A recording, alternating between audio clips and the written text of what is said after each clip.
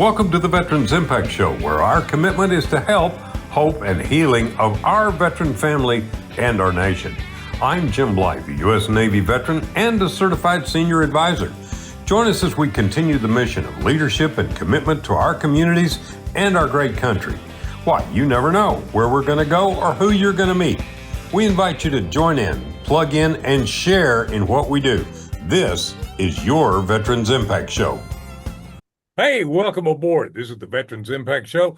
I'm Jim Blythe, U.S. Navy veteran. Let me introduce Cedric White, my co-host, my pastor, U.S. Navy veteran as well. You shot the big missiles? Shot the big one. Yeah, and my pilots dropped the big ones as well. I got to tell you, I'm a Vietnam veteran. Cedric, you came in the later wars after that. I came on later, Jim. You bet. All right. Our program is all about help, hope, and healing. And many of you know I work for Fairway Independent Mortgage. My MLS number is 311548, and I'm a loan officer in Texas. But I have a special program today with two people that I tremendously admire. Louise Thaxton, welcome aboard. You're president of AWI and a branch manager for Fairway. And tell us a little bit about AWI and what you do, because it's amazing for a corporation to do this. It is. So the American Warrior Initiative is the nonprofit of Fairway Home Mortgage, and they underwrite all of the costs. So when you donate to our nonprofit, the American Warrior Initiative, 100 pennies of every dollar go directly to the cause. And that is a very unusual thing. It is a rare thing because most nonprofits have an overhead. They don't have an amazing CEO that says, hey, we'll cover all the costs. So even the greatest nonprofits have some overhead. We have none. Well, we have overhead, but we don't cover it because our CEO said they served us, now we serve them. And his form of service is by covering the overhead. And the American Warrior Initiative serves veterans, active duty military, and first responders. And we've been doing this for about 14 years. And we have helped thousands of veterans. In the last 10 years, we've helped 445 veterans or first responders with service dogs. So that's you multiply 445 dogs times about $15,000 to $20,000, then you know the amount of money that Fairway and the Fairway employees have poured into the hearts and lives of so many of those who have served us. And I am honored to serve alongside Karen Vaughn, and she's been on our team for 9 years. 9 years, and I'm honored. We have an amazing team. And if you watch that video that was sent out, James, just this morning, it really does. It shows that, there's so much that goes into the American Warrior Initiative, our travel, and then what we do. Let me explain something. Fairway is a national company. We're the largest non-bank mortgage company in the nation. We've got like 3,500 employees. Is that right, Karen? 4,000. 4,000. 4,000. Okay. A service dog is so important to anybody who's handicapped. And they're not just pets. They're not just comfort animals. These are very, very highly trained. They're very expensive to train. Matter of fact, a number of our employees are raising the dogs and starting the training process. So this is huge in helping veterans recover, both men and women. This is an important initiative that not many companies do. Some companies give money. You are taking a service dog into saving somebody's life. And that's amazing. You do it around the nation. We do. Now, Karen, you speak at a lot of these events. You are an author. You have an awesome book. Tell us about your book, please, and tell us about what it is to be a Gold Star mother. Thank you very much. Yeah. So in 2011, my firstborn child and only son was killed in action in Afghanistan in the shoot down of Extortion 17. He died along with 29 other U.S. military service members, the largest loss of life in the history of naval special warfare, the largest one-day loss of life in the entire history of the 20-year war on terror. after Aaron died, well, during his death, he left behind a widow and two tiny babies, Reagan, who was not quite two, and Chamberlain, who was 9 weeks old. And so I started just writing down stories that I could remember that I could share with them one day because I knew my memory would fade with time and they were babies and it was going to be years before they were asking about their dad. And so I just started collecting stories. And then somewhere along the line, somebody asked me to speak to a group of moms, and that happened 3 or 4 or 5 consecutive times. And I just found myself speaking to moms about how to raise kids who would make a difference, how to raise kids who were strong and resilient and could, fight through obstacles and, come out on top even when they got knocked down over and over again. And at that point I realized, hey, I've already written that book and the stories I've written down about Aaron. And so I just put the final touches on it and turned it into a book. And very blessed to say it became a national bestseller. It sold, I don't even know how many copies, but what I love about that is just how many people still care about raising formidable children, about helping raise formidable grandchildren who don't get crippled when hard times come. So that's how the book came about. And that's a little bit of my story. Tell us just a little bit about your son. Your book is The World Changer. Where can people go to get it? Because it is an amazing book. Thank you for that. You can get it on Amazon. There's an Audible version, there's a digital version, and then there's paperback still on Amazon. And your son was a Navy SEAL, correct? Correct. And he died as a member of SEAL Team 6. He had just moved over to SEAL Team 6 from SEAL Team 1 in 2010, and he actually took the place on a Gold Squad 2 troop inside SEAL Team 6 for Adam Brown, who was the first Team 6 guy who had died in the whole war. And then a year later, the whole troop was killed. Entire 2 troop died in that shoot down. So yeah, he had deployed with Team 6 one other time, and then his second deployment with SEAL Team 6, he was killed. So Well, Carol, let me ask you, I'm sorry. no, go, brother. As a mother who loses a child, right, in battle, what gives you the fortitude? What gives you the stamina to give that message to others, to be a part of raising those children? What gave you the strength to do that? Cedric, I'm glad you asked that question. Very few people ask me that question. It was Jesus, man. That's it. Mhm. It was Jesus. God called me to it, and that's the simplest answer I can give you. Before Aaron died, I was an office manager. I didn't even like to read books, much less write one. You know, it wasn't, I know that, we've heard this many times, but it's so true. God doesn't call the equipped, he equips the called. And I believe God called me to this mission to tell Aaron's story, to keep fighting for the preservation of freedom in America culturally. Aaron fought kinetically.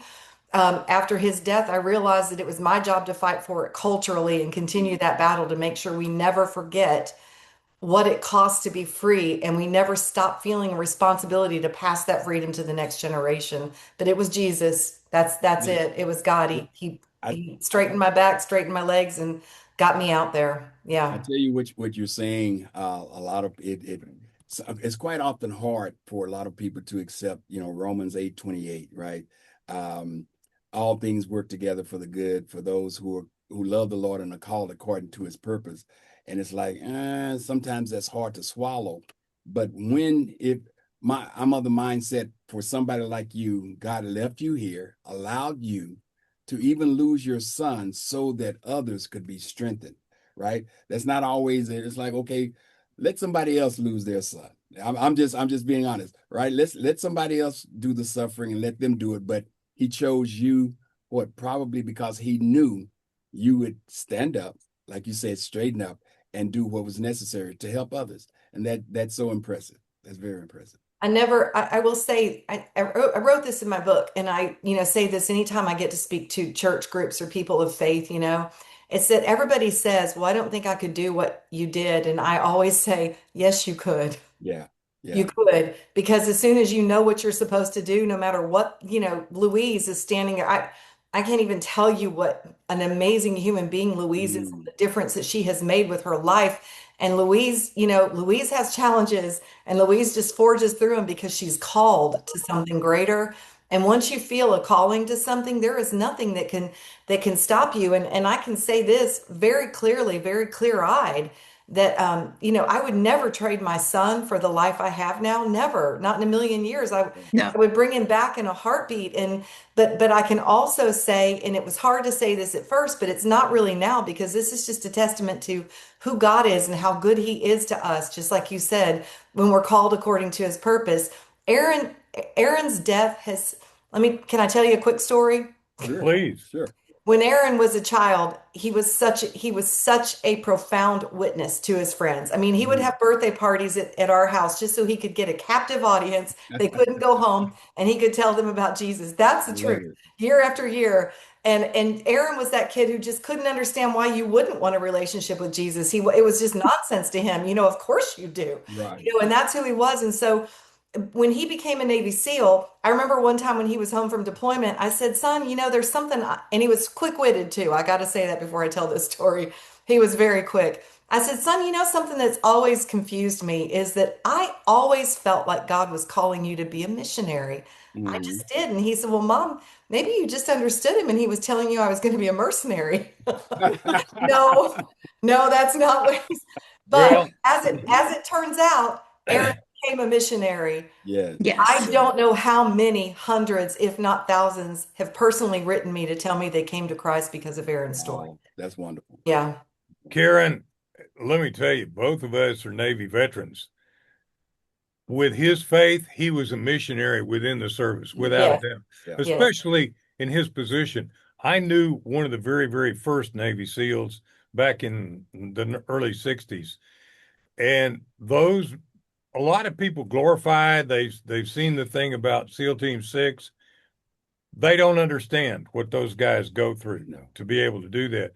But they also don't understand what the family goes through, because you knew when he signed that piece of paper, he signed a blank check for his life, and you knew it.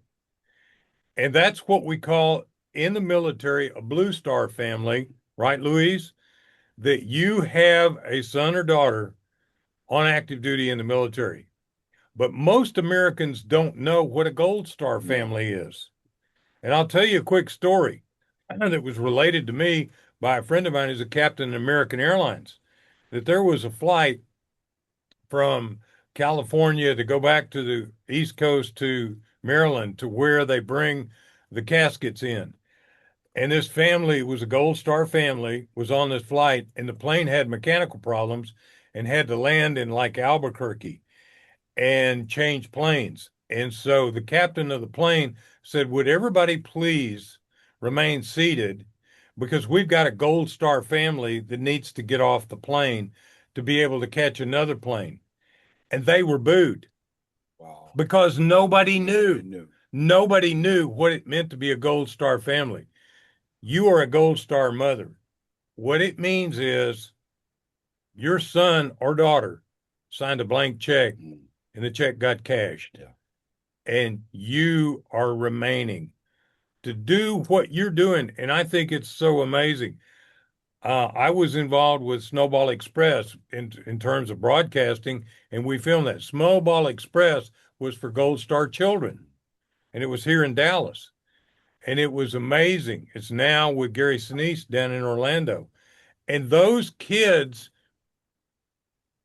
literally come together once a year at Christmas and share their experience. And what you're doing is you not only produced a book, but you're sharing your experience through all the places where you go and you give your testimony. That is wonderful. Well, And it's, James, actually, her family has a nonprofit. Karen, share with them about Operation 300. Yeah, as I said, Aaron left behind those two babies, and his widow kept saying over and over again, who's going to teach my children to do Mm. the things Aaron would have taught them to do? You know, when you marry a Navy SEAL, you have an expectation Right. what your children are going to be exposed to, and you choose that. And then our family answered that question, and we started a nonprofit called Operation 300. It's a operation because that's what SEALs do is operations, not missions. And 300 for the 300 Spartans. It was Aaron's favorite historical story. Oh, wow. King Xerxes and this one. And so that's that he had Molon Levay tattooed on his forearm, you know.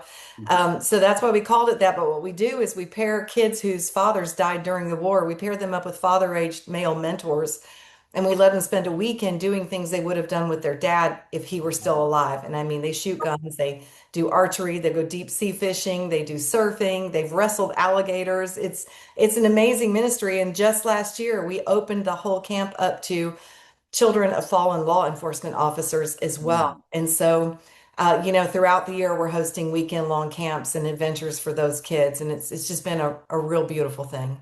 Karen, where can we go to find out about Operation 300? And is there a donate? But I didn't know about that till you said it. So is Yeah. there a donate button? Oh yeah, of course. It's just op300.org, op300.org. And yes, there's definitely a donate button, and there's also tons of video footage that you can see, you know, so you can have a look exactly what we do. It's been a fantastic mission for our family. We're going to Karen, have a about special how many program. children do you serve in a year? Oh, we serve hundreds of children a year, and not just that. We bring their mothers in as well, and we let them stay in a posh hotel in West Palm Beach and let them spend a weekend just with each other, with other people who get what they've been through. Words don't even have to be said; they just understand, and they're able to relax. We've had two of the kids at our camp this just a few weeks ago. Have been there since they were 6 years old, and they're graduating this year. We've got Wow. another couple of kids that started our camp when they were young, and they ended up getting married because they came to camp year after year with each other. And so the stories have just been, you know, what's come out of it are things we could have never anticipated. Just so many beautiful stories of overcoming and of healing, and it's just it's a beautiful thing. Louise can tell you, because Louise, I believe your husband was career military. Is that correct? No, No? no, not my husband. No, my But father. Yes, my yeah. father, And but not so my you husband. know what it's like to have a military life. It's, disruptive. It's how many schools do you go through as a child in a military family? And then to lose your parent is it's beyond painful because many cases they are totally taken out of the environment they're in, or even the this location they're in, and they go back home to a family they may or may not know very well, and go to school, and then they're an outcast many cases, and they suffer from a lot of things. Their life just disrupted from Yeah. what they're Yes, used to. you know, Karen knows this because Saturday morning I was sending a text. Well, I don't know, Karen, at 6 or 7 a.m. I was sending it to the AWI team about what was going on. And let me just say this. It's a whole different feeling when my grandson is in the United States Army. He's wants to jump out of perfectly good airplanes. I do not understand him, but anyway, yes. And so he's part of that. And when I knew that we looked like we were heading into war, I mean, we had a big conversation with the AWI team. It's a different feeling when it's your family member and you know. And you know, Jim, do you remember the VA rep that I've done some calls and interviewed Pam Yeah. Could with a we do this for just a second? Let's sure. take a quick break. Hold that thought. Okay. Hold that thought because we want to come back Yeah. and focus on that. So you're listening and watching Veterans Impact Show. Cedric and I are here for you. We'll be right back after these words from all of our partners. This is your Veterans Impact Show.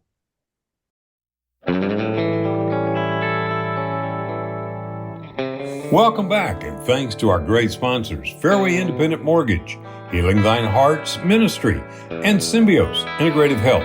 Now, let's get back to this conversation. Welcome back. You're listening and watching the Veterans Impact Show, and we've got an amazing program for you. If you're a veteran, this is all about you and how we help veterans. Louise Thaxton, president of American Warriors Initiative, also a branch manager with Fairway Independent Mortgage, and she developed a number of years ago within the structure of this mortgage company a charity to be able to 501c3 to take care of veterans. And Karen Vaughn, who's a spokesperson, and she is a Gold Star mother, a national award-winning, best-selling author about the loss of her son, a Gold Star mother, and he was a SEAL Team 6 member. Now, we interrupted your thought because we had to take a break. It's part of television. But tell me a little bit about what you were saying, Louise, please. Well, I just think for a lot of people, Saturday they turned on the news and it was, oh, they wanted to talk politics, or they want, it wasn't a big deal. But immediately, because I have a grandson who is currently serving in the 82nd Airborne, I immediately just got chills and I got sick. I mean, I'm just being truthful. I was sick. Well, Jim, you remember that there is a very good friend of mine who's the local VA rep, and she helps veterans all over America, and she will help them no matter where they are. I will ask her questions, and this local VA rep will even she did a conference call with the 200 veterans within Fairway, because Fairway has a veterans group. It is I was on that call. yes. And so I knew that Pam had two children who were in the Navy. And so I texted her and I said, "Where are your kids?" And her uh she said, um, "Teddy is in the conflict in Iran." That's all she said. Teddy is in the conflict. And she said it just like that. Teddy is in the conflict in Iran. And I thought, there's so many people. Just reach out, one of my neighbors, that her son is in that conflict. And, I think that we just don't understand. Karen is a mother. Karen, I know your heart was sick when you just heard that 3 had been killed. Then you hear another one that died. I think when you've been through that, it makes a difference. But most people do not understand it. Louise, you don't know this about me, but I was with VA 163, which was an A4 attack squadron. John McCain was one of my pilots. My squadron was the point of the spear. We had 12 killed in action during Vietnam, and we had 5 POWs. One of the POWs, Dave Carey, down in Georgetown, and I do a Bible study together, and he's an amazing man. I was there in 1967 through 1970. I made 3 combat tours on aircraft carriers. What most people don't understand about a carrier, it's a floating city. It's also a floating airport. And when you're in combat operations, you are operating generally 24 hours a day with bombs, Yes. rockets, missiles, ordnance, napalm, all of that, including night flares, which are horrendously dangerous. The most dangerous thing about being on an aircraft carrier, being on the carrier. And I also, in my job, was not working on the flight deck, but I went up and did work on the flight deck at night. And I will tell you, the level of tension and the level of danger is unbelievable. Now, that's different from being a SEAL team or special forces. And when you say 82nd Airborne, all of us in the military understand that. But if they're not, 82nd Airborne was one of your leading divisions that went into France and went into Germany, and they were an airborne unit. 82nd, 101st, and the 87th. That's where your Rangers come from, or those. That's where your Green Berets are recruited out of. And those guys also train with Navy SEALs for the paratrooping part of what they've got to do. And I think it's at Fort Benning, Georgia, is where they do that. They do a lot at Fort Benning. My grandson is actually at Fort Bragg right now. Yeah. That's where he's stationed, is Fort Bragg. So That's the home of the 82nd. And so you're talking about those who run into the fire. Yes. That's what people don't understand, is someone who runs into the fire, like a first responder, a police officer, a fireman. They run into the fire. They see and experience things most people never even dream of. And I will tell you that it takes a special human being to do that. And to have a parent or be a parent, my mother and father probably ate up all of the fingernails they had when I was over there because it was dangerous. They knew it. And my grandfather was not real happy either because he was career Navy and he was in some of the worst of the battles in World War II. So it's a tough place to be, but it's a choice. And Jim, let me say this in reference to the sacrifice that our servicemen apply. I just returned from a missions trip literally last Friday, looking at how some other people in other countries live. We take so for granted the things that we have here in the United States, how well we, on our worst days, on the worst days, right? I'm talking electricity out and things like that. We have no idea in reference to how it compares to how other people live and how great we have it here in the US of A. And so to not appreciate, to take for granted, which a lot of people do, they just don't understand. Why? Because they don't have a reference point.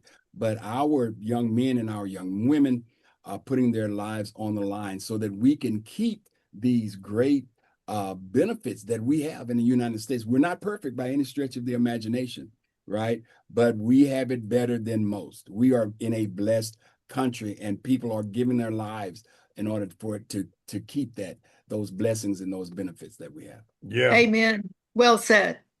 Been there, And done Cedric, that. can I just add to that, Cedric? Please. When I talk about that all the time, because people have asked me, was America worth it? Was it worth your only son? And I've been able to say unequivocally, absolutely yes. Yes. Absolutely, What you yes. said is freedom. Freedom is purchased for us. And yes, we've had all sorts of bumps and bruises and horrible eras in America's history, but because of freedom, we can always correct them. If we weren't free, there'd be Here's no what we say, correction. Karen. I say it like this: freedom ain't free, right? And so we're going to take a quick commercial break, and then we're going to come right back and continue this conversation.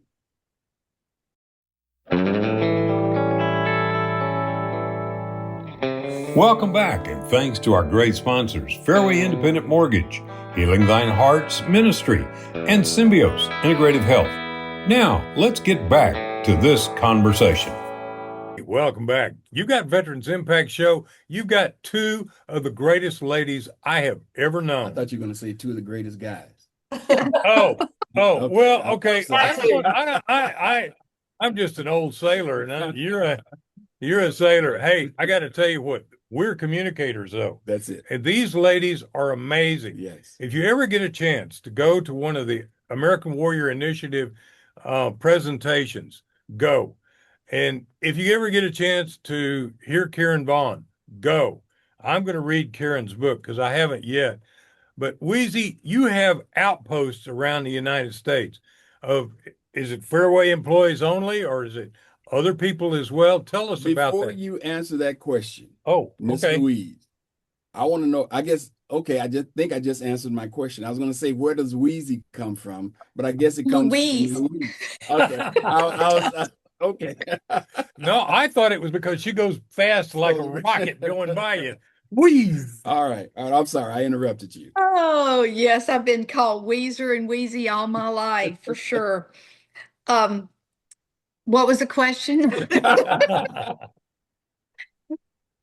Warrior Initiative The outpost. How So do you Karen's organize all gonna, that? yeah, so Karen's gonna laugh because I threw it out to the team and I said, hey, I've got an idea. Karen, what do y'all do when I do a group text and I go, hey guys, I've got an idea?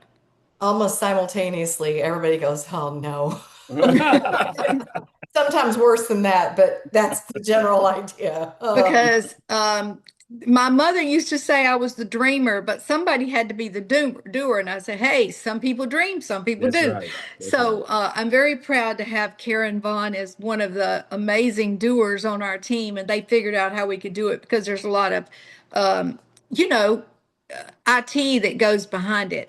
What started bothering me, and I've done this for years, we go into a location, We get everyone excited about bridging the military civilian divide, and then we go home and we leave it in the hands of maybe a couple of branch managers or different people, but they really don't know what to do either. And so we will get emails or texts, well, how can I do this? How can I help? What can I do?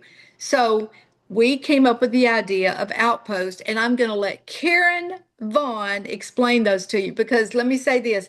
They just took this little bitty idea and she and Ryan just blew it up. It's amazing. Go ahead, Karen. She's not giving herself enough credit. She never does. But yeah, so what an outpost is we have anybody across the country in a Fairway branch, they can start it. The outpost has to be started by a Fairway branch, but then everybody in the community can participate in it. And the only reason we do that is because our accounting system has to know what branch to attribute the money to.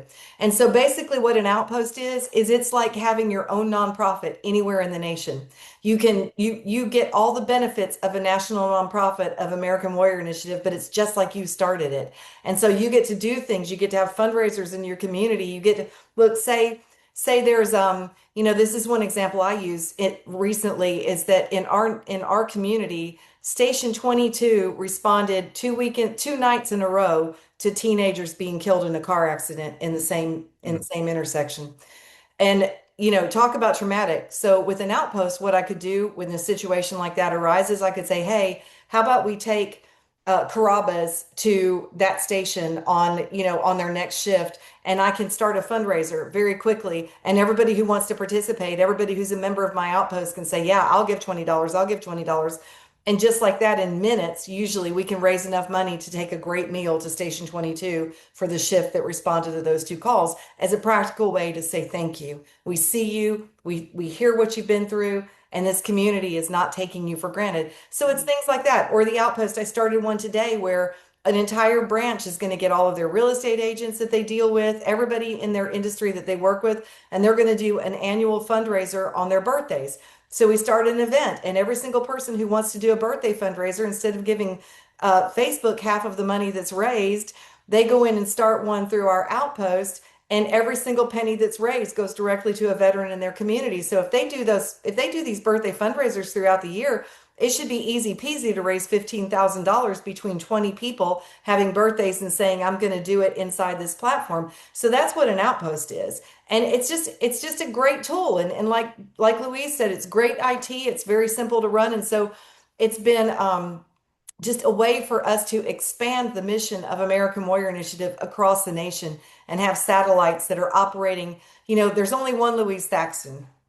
I wish we could Thank phone God. her, make 25 of them, because there's nobody like her, but the fact is we can't.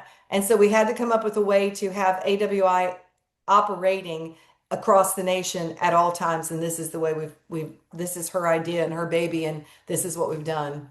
Where So can I Jim, find an outpost?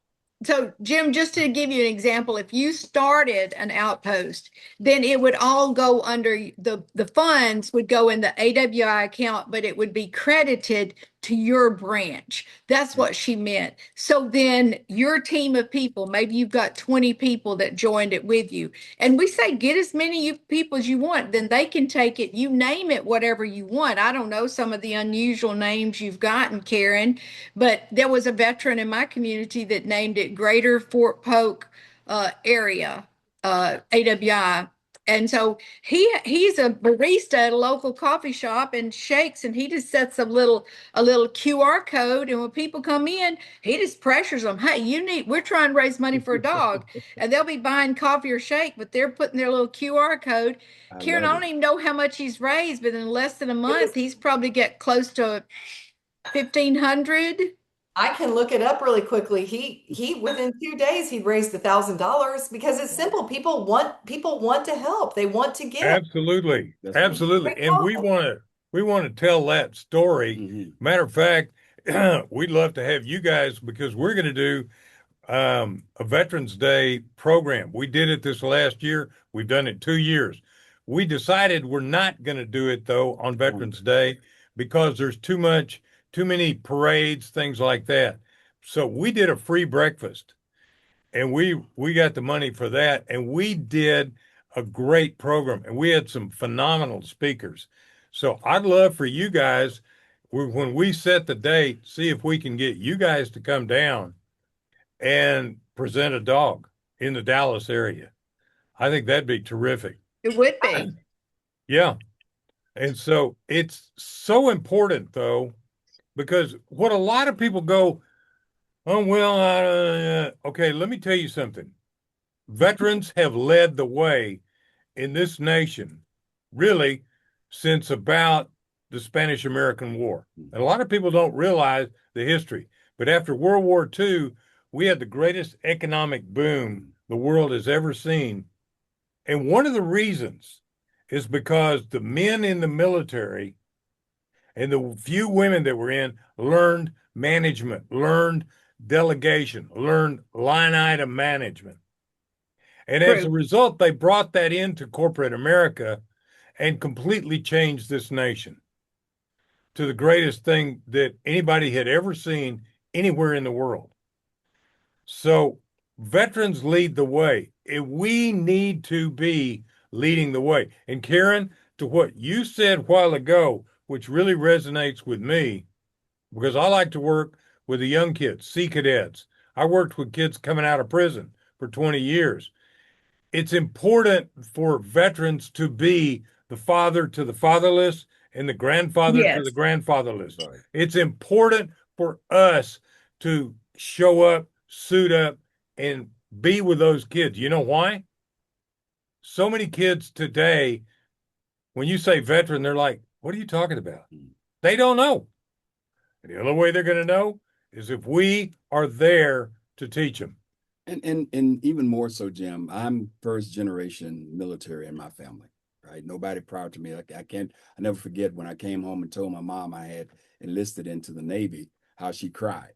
She cried because she didn't want me to do that, right? And I went to enlist in the Air Force, but the Air Force guys were at lunch. So Navy guys were there. And so I wound up being Navy. And so then now my son, he's second generation, and my granddaughter, third generation military. There's an appreciation there. And for what I had no idea. I just knew I needed someone to pay me. I needed some training, right? And I couldn't afford college. I was paying for college in the summer. I couldn't afford it. So I needed somebody to train me, somebody to pay me, right? I had no idea about going all over the world or anything like that. But what the military has done for me, here I am 40 years later, I only did 6 years, but 40 years later, now here I am. And what I'm able to give back, what I'm able to do to help, and the appreciation for the military, a real appreciation for what the sacrifice is that people who enlist in the military does, and then to help the veterans today. I'm so appreciative because now I can understand, and for anybody who has that question, like you say, for young people, when young people ask me, I can tell them it's so much better than it was when we went, right? The benefit now, there's always a chance of some type of war. But again, to appreciate what we can do for this country, right? Which is a country like no other country in the world. No other country in the world. You don't understand that until Yeah. you've been there. Until you've been there. Yeah. We've both been there. Right. Here's one of the other things which a lot of people don't understand. I graduated from high school. I was high enough in my class. I got accepted to a number of colleges. I went to SMU. I didn't do well. I didn't like SMU, and I don't think SMU liked me. What I found out was I wasn't prepared. I wasn't ready. I had a good high school education, but I wasn't ready. I didn't know how to learn. And I went into the Navy, and then I was sent to an A school in Memphis, Tennessee. And finally, I walked up to this lieutenant who was head of this school that I was in. I said, I don't understand something. You guys have a very specific way you teach things, and it's tremendous. And he said, yeah, I know. You're helping to teach some of the guys in our class. And I go, well, thank you. The Navy developed ways to teach instructors how to teach, and they did it in partnership with the University of Tennessee. because their number one False. training deal for naval aviation was in Millington, Tennessee. So for a kid coming out of high school, 17, 18-year-old, you don't know how to learn. You think they're the smartest person in the world. You don't know how to learn. You go into college, you're gonna get smacked in the face with a whole bunch of academia. They don't know how to teach. And I have insulted the daylights out of a number of college professors, and they kind of hang there. Can I say, you don't know how to teach? You know how to read. You know how to give tests. You know how to break people's. Yeah. You don't know how to teach. And they kind of put their head down and go, you're right. The military teaches you how to learn. And the military turns you into someone who can adapt, who can improvise, who can get the job done. And I have had so many corporations and executives come on this program and say, we want to hire veterans. And I go, why? Because they show up on time. Once we give them a job, we don't have to tell them what to do. They come back and say, hey, this doesn't work, but this is what I've done and it does work. Right. Fire and forget. Yeah. And so the military is so important to this nation. And a lot of people think, oh, the military is terrible. All you guys do is kill people. I know. I had people spitting on me and screaming in my face coming home from Vietnam. And I've had it happen here recently. And I will tell you that they need to wake up, because if it wasn't for the military, A, you wouldn't be free, and B, you wouldn't be near the nation you are today. Jim, again, it says, blessed are the peacemakers, not peacekeepers, peacemakers. And again, I'll say it, it's not grammatically correct, but it makes the case. Freedom ain't free. There's a cost. And sometimes, unfortunately, Karen, you know this better than I think any of us on this call, sometimes it's the life that's the cost in order for others to be free. Yeah. And it's not easy, but it's a fact of the matter, that's the sacrifice that quite often happens in order for others to be free, even though they don't appreciate it. Mm-hmm. Let me say something else. I'm going to do an about face and kind of change, because everybody I have met at Fairway, which is a faith-based company, is really determined to help people. I've never seen anything quite like it.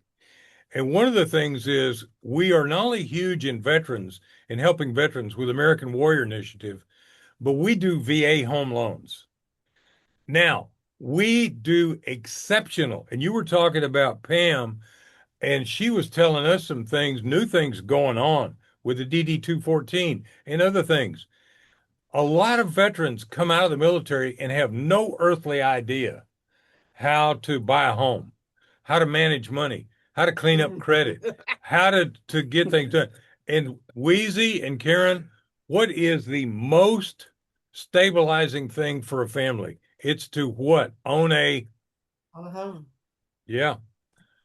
Because it is also, Jim, that, and I say this when I talk to events, is most people don't know this, but 75% of the wealth in America is held in real estate. This is how legacies are built. When a veteran buys a home and he builds equity, then his children see they can buy a home. And sometimes that house gets paid off, it gets passed to them. I mean, if you think about those guys and gals coming back from World War II, and when the GI Bill was put into place, you can buy a home 100%. In the 40s, that was unheard of. It has literally changed the entire landscape of America because of the VA, because of the GI Bill, and partly because of that VA guarantee that you can purchase a home. That is incredible. They are able to build wealth and build a legacy. now you can purchase a home, and we got the operations director here.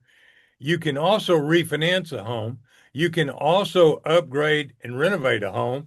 And you can also do a one-time close to purchase a home. Guys, we're going to take a break. And when we come back, We're going to give you our disclaimers, our NMLS numbers, but we're going to tell you join Fairway and help us to help veterans and let them know you've got an opportunity to thrive. You've got an opportunity to grow. And basically, we here as a company, we're not a bank. We're the largest non-bank mortgage company in the nation. We're not an insurance company. We are helping people with homes. This is Veterans Impact Show.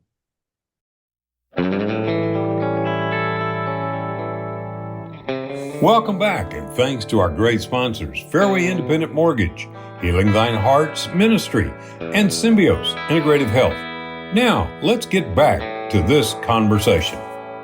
Welcome back. Hey, this has been a great show. We're going to move this show into the dock in just a minute and begin to wrap up.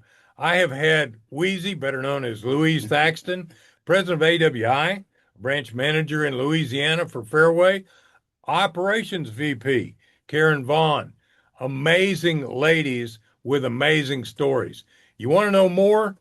Go take a look at fairwayindependentmortgage.com. Also, Karen, your book, what did I set it aside? World Changer on Amazon.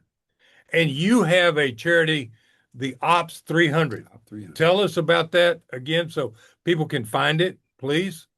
Yep, it's just op300.org, op300.org. And again, it's just a nonprofit where we host adventure camps, extreme adventure camps for children of the fallen, whether it be for military service or law enforcement service.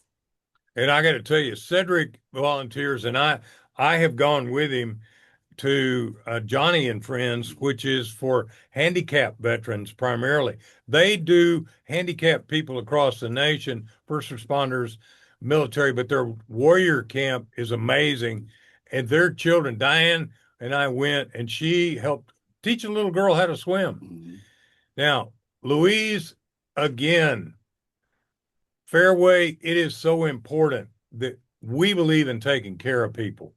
So I got to tell you, my MLS number, 311-548, corporate 12289. We're an equal opportunity lender. That way, if somebody wants to give us a hard time, we've made the attorneys happy, right, team? That's what you do. That's what we do. That's what we do. That's Louise, a quick question. You bet. Louise, you mentioned that you guys have provided over 400 service animals to 445, but who's counting? 445.